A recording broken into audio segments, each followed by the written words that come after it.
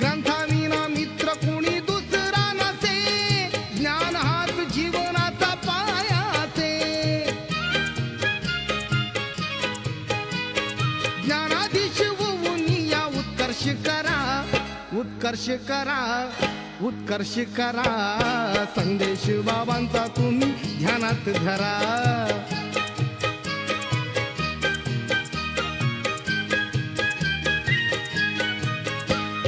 वेगळे राहाल तर जाताल बळी, संघटनेचा अर्थ कसा कळेना मुळी.